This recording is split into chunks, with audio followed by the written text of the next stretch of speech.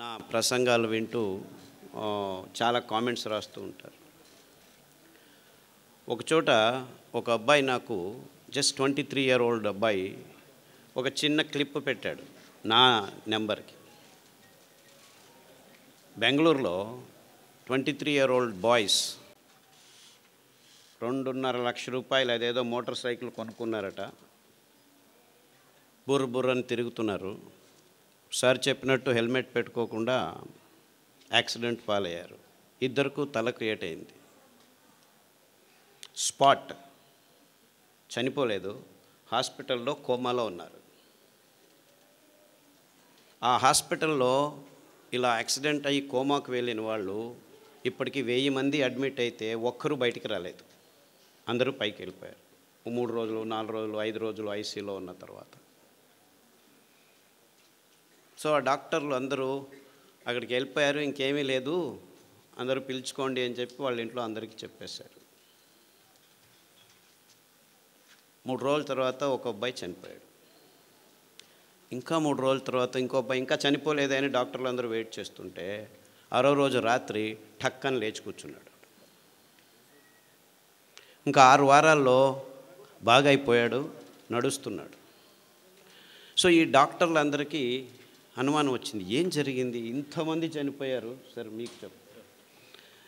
ఆయన చెప్పాడు కదా, ఆరోగ్యం ఉన్నా యాక్సిడెంట్లో చనిపోతారు మీరు, జాగ్రత్త అని. ఇది జరిగిన విషయం. ఎలా బయటపడ్డాడు వీడు, 1000 మంది చనిపోయారు, ఇంత కోమాలో ఉన్నవాడు మళ్ళీ వెనక్కి వచ్చాడని వాళ్ళు అదే పనిగా పని కట్టుకొని ఎంక్వైరీ చేశారు. వాళ్ళ ఇంటికి వెళ్ళారు.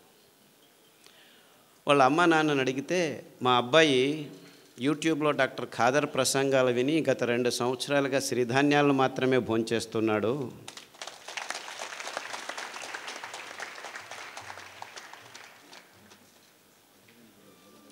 సో ఈ విషయం ఫేస్బుక్లో అబ్బాయి రాసుకున్నాడు.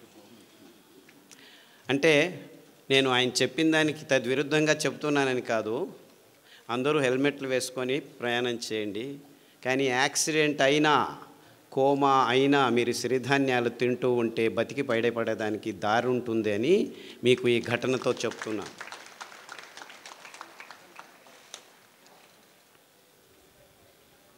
నేను గుంటకల్లోనే చదివాను.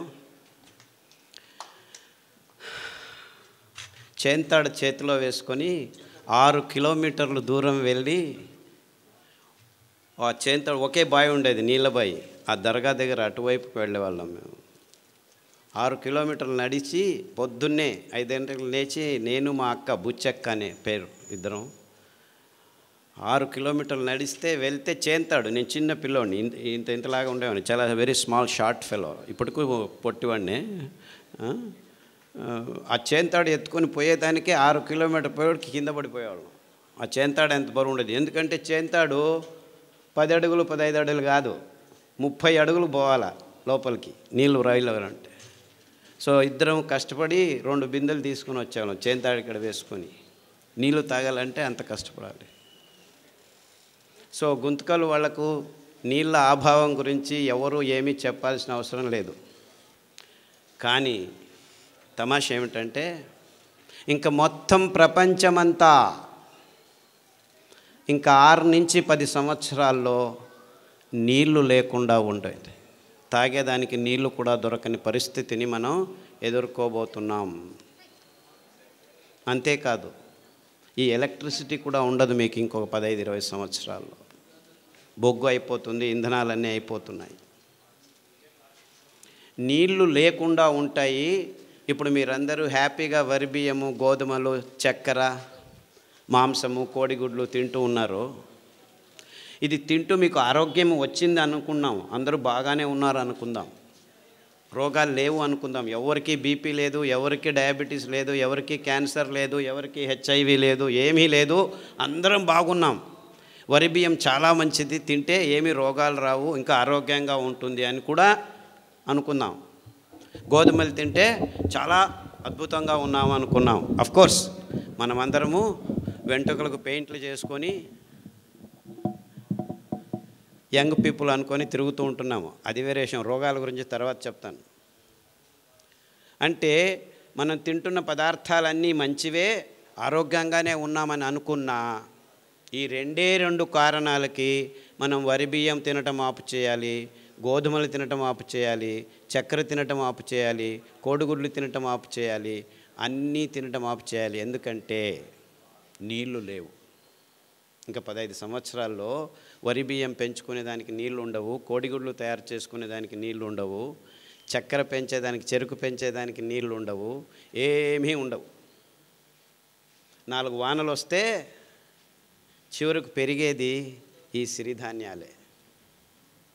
అంటే వీళ్ళందరూ చెప్తున్నారు రుచిగా చేయండి, ఇది చేయండి, అది చేయండి. అవంతా ఏమీ అవసరం లేదు. ఇంకో 10 సంవత్సరాలు మీరు అందరూ కళ్ళు మూసుకొని నీళ్లు లేని పరిస్థితిని ఆలోచించుకోండి. ఆఫ్కోర్స్ నా దురదృష్టం, గుంతకల్లో వచ్చి నీళ్లు లేని పరిస్థితిని ఆలోచించండి అని చెప్తే వీడు పిచ్చోడు మాకు చెప్తున్నాడు అనుకుంటారు. నేను అనుభవించాను. కానీ ప్రపంచమంతా ఇదే స్థితికి రాబోతుంది ఇంకో 10-15 సంవత్సరాల్లో. ఈ డ్యాములు కట్టినారు, ఏమీ లాభం లేదు. డ్యాముల్లో నీళ్లు ఉంటాయి కదా మీరు ఎత్తిపోసేది. ఆ నీళ్లు లేని పరిస్థితుల్లో మొత్తం ప్రపంచమంతా హాహాకారాలతో, ఆకలి మంటలతో భయానక స్థితిని ఒక్కసారి కళ్ళు మూసుకొని ఊహించండి. ఆ స్థితి నుంచి దూరం కావాలంటే మనం 20 సంవత్సరాల ముందే ఎంత మంచివైనా, గోధుమలు మంచివే అని చెప్తున్నాను, చక్కెర మంచిదే అని చెప్తున్నాను, ఏమి రోగాలు రావట్లేదని చెప్తున్నాను, ఇదంతా ఇమాజినరీ కండిషను. అఫ్కోర్స్ ఇప్పుడు ఉన్నది అన్ని రోగాలే అనేది ఇంకొక 5 నిమిషాల్లో మాట్లాడతాను. కానీ సిరిధాన్యాల మహత్వము జస్ట్ మీ ఆరోగ్యానికి కోసం కాదు, మీ పిల్లల ఆరోగ్యం కోసం కాదు, ప్రకృతి కోసం కాదు. ప్రకృతిని మీరు రక్షించాల్సిన అవసరం లేదు. ఇవన్నీ కారణాలు కాదు, కానీ ఇవన్నీ ముఖ్యమైన నిజమైన ప్రాక్టికల్ కారణాల కోసం సిరిధాన్యాలను తినమండి అని చెప్తూ వస్తున్నాను ఇంతవరకు. కానీ ఇప్పటి నుంచి నేను ఇవన్నీ కారణాలే కాదు, ఇంకా 10-15 సంవత్సరాల్లో మొత్తం మానవ కులమంతా ఆకలితో హాహాకారాలు బొబ్బేలు పోతుంటే మిమ్మల్ని ఆ భయంకరమైన క్రైసిస్ నుంచి బయటకు పడాలంటే బయటపడేదానికి పనికి వచ్చేది సిరిధాన్యాలు మాత్రమే. ఆ ఒక్క కారణానికే, అంటే మానవ కులం ముందు రానున్న ఈ భయంకరమైన క్రైసిస్ నుంచి బయటపడాలంటే మొత్తం ప్రపంచమంతా పిల్లలు, పెద్దలు అందరూ ఏ దారి లేదు, ఏ గతి లేదు, ఉండేది ఒకే దారి, అది సిరిధాన్యాలు తినే ఒకే ఒక్క దారి. ఈ క్రైసిస్ని మానవ జాతి ఎదుర్కోవాలంటే ఈ దారి తప్ప ఇంకా ఏ దారి లేదు అని గట్టిగా నమ్మిన వాడిని నేను. అందుకే 40 సంవత్సరాల క్రితమే ఈ విషయాల్ని పూర్తిగా విశ్లేషణ చేసి, అరే ఈ రోగాలకు పక్కన ఉంచండి, మీ తలల మీద తెల్ల వెంట్రుకల గురించి పక్కన ఉంచండి, నాకు క్యాన్సర్ వచ్చింది అని బాధపడే వాళ్ళ గురించి నేను బాధపడటం లేదు. మొత్తం మానవ కులమే కాదు, ప్రపంచంలో ఉన్న జీవరాశి అంతా ఈ భయంకరమైన సన్నివేశాన్ని ఎదుర్కోబోతుంది ఇంకో 20-30 సంవత్సరాల్లో. నేను చెప్పేది అతిరేకంగా లేదు, మీరందరూ దీనిల గురించి ఆలోచించట్లేదు, ఎవరూ ఆలోచించట్లేదు. అంటే ఎంత భయంకరమైన ఇక్కట్టును మనం ఎదుర్కోబోతున్నామని మన కళ్ళ ముందు మనం ఎవరు కూర్చొని ఆలోచించేదానికి రెడీ లేదు. ఎందుకంటే నా తలల మీద వెంట్రుకలు వెళ్ళిపోతున్నాయి, నా అబ్బాయికి 3 సంవత్సరాలు డయాబెటీస్ వచ్చింది, మా అమ్మాయి 180 కేజీలు ఉంది, నడవలేకపోతుంది, మా చిన్న పాపకు బ్లడ్ క్యాన్సర్ వచ్చింది, 3 సంవత్సరాలకు బ్లడ్ క్యాన్సర్, బోన్ క్యాన్సర్ వచ్చింది, లంగ్ క్యాన్సర్ వచ్చింది. ఇలా మనము 100కి 70 మంది బీపీ ట్యాబ్లెట్ తీసుకుంటున్నాము, 100కి 38 మందికి డయాబెటీస్ వచ్చింది, 100కి 36 మంది థైరాయిడ్ ట్యాబ్లెట్ తీసుకుంటున్నాము, 100కి 16 మందికి నిద్ర రావట్లేదని ట్యాబ్లెట్ తీసుకుంటున్నారు, 100కి 16 మంది నిద్ర ఎక్కువ వస్తుందని ట్యాబ్లెట్ తీసుకుంటున్నారు. ఇలా ఎన్నెన్నో కారణాలు ఉన్నాయి, ఎన్నెన్నో రోగాలు ఉన్నాయి. హెచ్ఐవి వచ్చింది, ఎస్ఎల్ఈ వచ్చింది, ఐఎస్ఆర్ వచ్చింది, ఐబిఎస్ వచ్చింది. ఇలా అక్రానిమ్స్ పెట్టుకొని 185 రోగాలను లిస్టు చేసుకుంటున్నాము. ఈ రోగాల పేర్లు వినాలంటేనే భయం అవుతుంది, రోగాలు వస్తే ఇంకెంత భయమో. అది ఇంతకుముందు డయాబెటీస్ 100కి 5 మందికి 10 మందికి వచ్చేది, 50 సంవత్సరాల పైన వచ్చేది. ఇప్పుడు 5 సంవత్సరాల లోపు పిల్లలకే 100కి 5 మందికి వచ్చేసి. మీరు ఎంత దీనాతి దీన స్థితిలో అనారోగ్యంలో ఉన్నా 6 వారాల్లో మీ దేహం పుంజుకుంటుంది. ఇంకా ఒక ట్రిక్ ఉంది. ఈ ధాన్యాలు వేల సంవత్సరాలు ప్రతి దేశంలోనూ తిన్నారు ప్రజలు. మీరు అనుకున్నట్టు మన దేశంటి కాదు ఇవి, మన దేశంలోనూ ఉన్నాయి, వేరే దేశాల్లోనూ ఈ భోజనాలే చేస్తూ నింది ప్రజలు. ఇటాలియన్ మిల్లెట్ అంటారు ఏదాన్ని, కొర్రల్ని, అండు కొర్రల్ని అమెరికన్ మిల్లెట్ అంటారు. ఆఫ్రికన్ మిల్లెట్ అంటారు లిటిల్ మిల్లెట్ని, అంటే సామెల్ని. ఊదుల్ని జర్మనీస్ మిల్లెట్టు, జాపనీస్ మిల్లెట్టు, రష్యన్ మిల్లెట్టు అంటారు. ఇన్ఫ్యాక్ట్ ఊదుల్లో చాలా రకాలు ఉన్నాయి, అన్నీ ఊదులే. రష్యన్ మిల్లెట్ వేరే, జర్మన్ మిల్లెట్ వేరే, జాపనీస్ మిల్లెట్ వేరే, అన్నీ ఊదులే. బోర్నియాడ్ మిల్లెట్ అంటారు. అరికలు కోడో మిల్లెట్ అంటారు. హిమాలయ కొండ చర్యల్లో యథేచ్ఛగా ఇప్పటికీ పెరుగుతున్నాయి.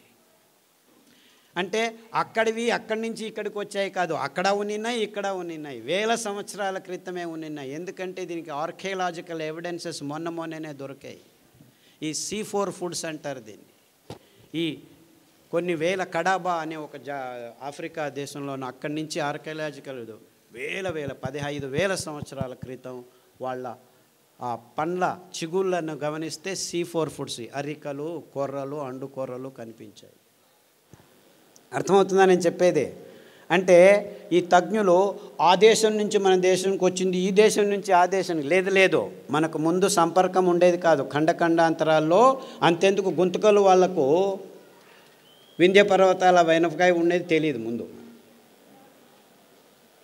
అంటే ఎక్కడి వాళ్ళు అక్కడ ఉండేవాళ్ళు. ఆయా జాగాల్లో ఆయా నీళ్లకు ఆయా గాలికి ఏదేది పెరుగుతుందో దాన్నే తింటూ ఉండేవాళ్ళం. అదే నిజమైన ఆహారం. అలాంటి అద్భుతమైన ఆహార పద్ధతిని అంతా నాశనం చేసుకొని ప్రపంచమంతా బియ్యం గోధుమలు తింటున్నారు. అదే అవైజ్ఞానికమని ఎవరికీ అర్థం కావట్లేదు. ఎందుకు వచ్చింది? ఈ కంపెనీల హితాశక్తి కోసం అందరూ కాఫీలు, టీలు, బియ్యము, గోధుమలు, పాలు, చక్కెర తింటున్నామని ఎవరికి అర్థం కావట్లేదు. నేను పాలు తాగొద్దా, పాలు తాగొద్దా, బియ్యం తినొద్దా, గోధుమలు తినొద్దా, ఇంకేం తినాలి, మన్ను తినాలా? అందరూ ఈ ప్రశ్న అడుగుతారు నన్ను. అరే 150 సంవత్సరాల క్రితం వెళ్తే ఎవరికి తెలియకుండా ఇవన్నిటిని పెంచుకొని అందరూ తినేవాళ్ళు, వాళ్ళకు రోగాలు ఉండేవి. ఈ ఒక్క విశ్లేషణతోనే నేను ఈ ధాన్యాలని వెతకడం మొదలుపెట్టాను. 30 సంవత్సరాల క్రితం అమెరికా వదిలిపెట్టి పల్లెల్లో తిరిగి ఈ విత్తనాలని తీసుకొచ్చి మా ఇంటి వెనక పెరట్లో కొద్దిగా పెంచి మళ్ళా రైతులకిచ్చి ఆ ధాన్యాన్ని నేనే కొనుక్కొని రోగులకిచ్చి బాగవటం. మొత్తం 8 సంవత్సరాలు నేను ఒక్క మాట మాట్లాడలేదు. నేను ఆలోచించింది కన్ఫర్మ్ కరెక్ట్ అని తెలిసిన తర్వాత పల్లెకు వెళ్ళి మాట్లాడడం మొదలుపెట్టాను. వేల మంది రోగులకు బాగా అయిన తర్వాత చెప్పడం మొదలుపెట్టాను. SLE, HIV, ఇప్పటికి ఎంతమంది HIV పేషెంట్లు. నేను మొన్న ఇక్కడి నుంచి బెంగళూరు నుంచి హిందూపూర్కి వస్తుంటే 4 పేషెంట్లు ఫోన్ చేశారు. సార్ మీరు చెప్పిన ఈత ఆకు కషాయము, బిల్వ ఆకు కషాయము, గరిక కషాయం తాగుతున్నాము, అరికెలు, సామెలు, గంజి తాగండి. గంజి గురించి చెప్పవే, చాలా వేల సంవత్సరాల క్రితము ఈ విసిరేది దంపేది రాళ్ళు లేవు, అప్పుడు ఇంకా తెలియదు. ఆ కింద పడిన ధాన్యాన్ని ఎచ్చుకొని వచ్చి నీళ్ళలో నానబెట్టి వండుకొని గంజి తాగేవాళ్ళు. గంజి తాగేదానికి కూడా టైం ఉండేది కాదు.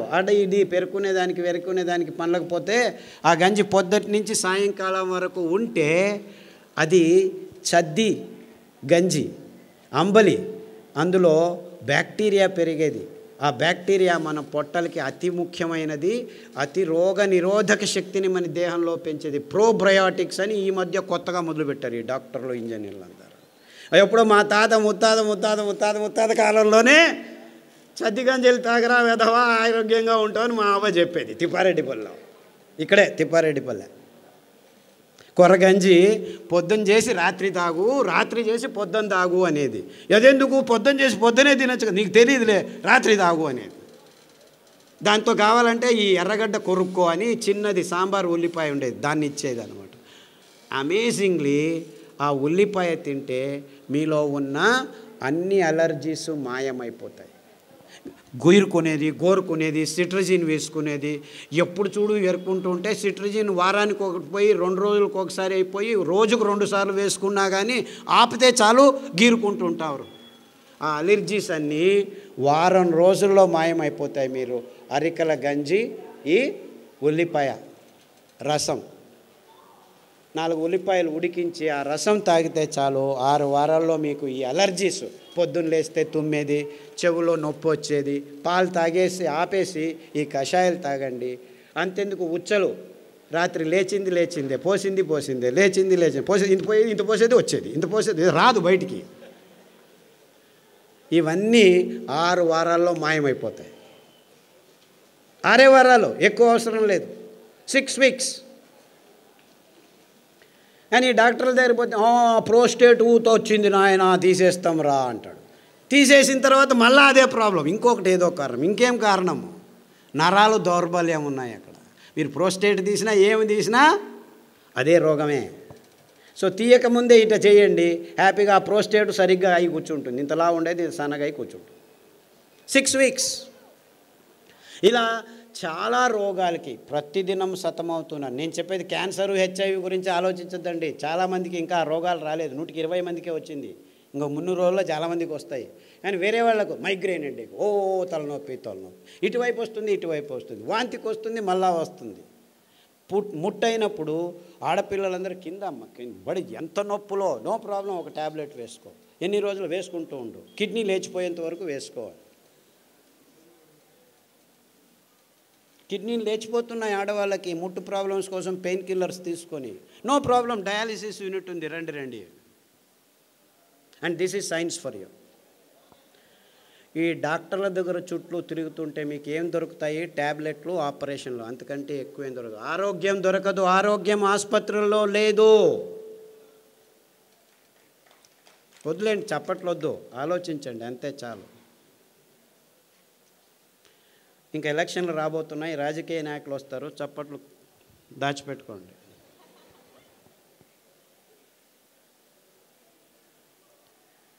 ఎక్కడుంది ఆరోగ్యం?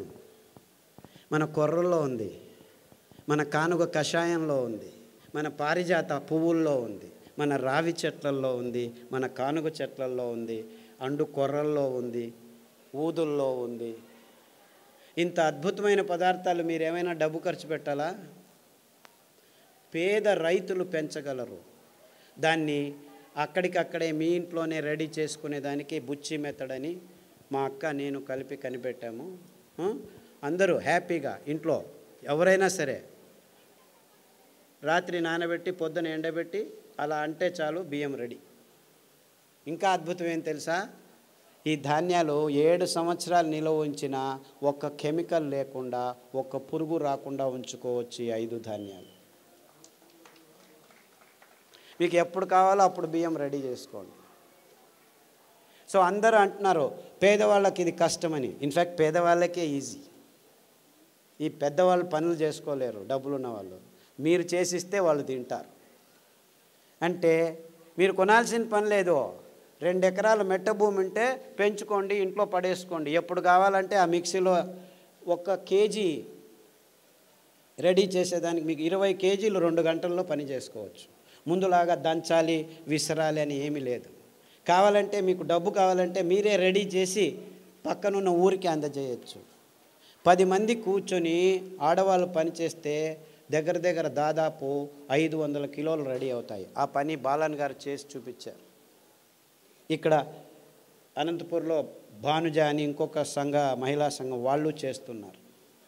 అంటే పేదవాళ్ళకి ఇవి అతి చౌకగా, ఎవ్వరి హంగు లేకుండా, హంగామా లేకుండా పెంచుకొని ఇంట్లోనే తయారు చేసుకొని తినేంత వరకు మేము అన్ని రకాలుగా ఏర్పాటు చేశాము. మీరు చేసుకోవాలి అంతే.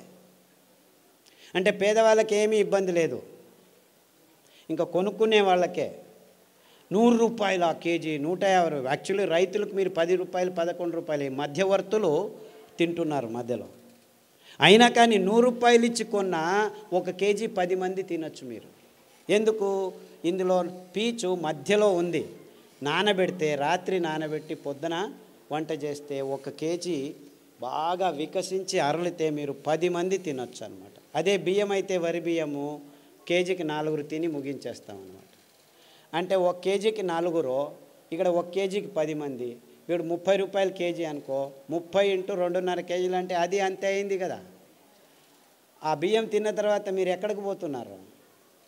ఆసుపత్రిలో చుట్టూ తిరుగుతున్నారు. ఈ బియ్యం తింటే మీరు రైతుల దగ్గరికి వెళ్ళచ్చు. అంటే నిజంగా మీరు ఎవరి చుట్టూ తిరగాలి? ఆరోగ్యం కావాలంటే ఎవరి దగ్గరికి వెళ్ళాలి మీరు? ఇన్ఫ్యాక్ట్ నిజంగా మనకు ఆరోగ్యం కావాలంటే ఆ రైతుల వైపు మన ముఖం చూపించాలి, వాళ్ళను గౌరవించాలి, వాళ్ళు పెంచే ధాన్యానికి విలువ ఇచ్చి భక్తితో తీసుకుంటే వాళ్ళు బాగుపడతారు, మనము బాగుపడతాం. అర్థమవుతుందా?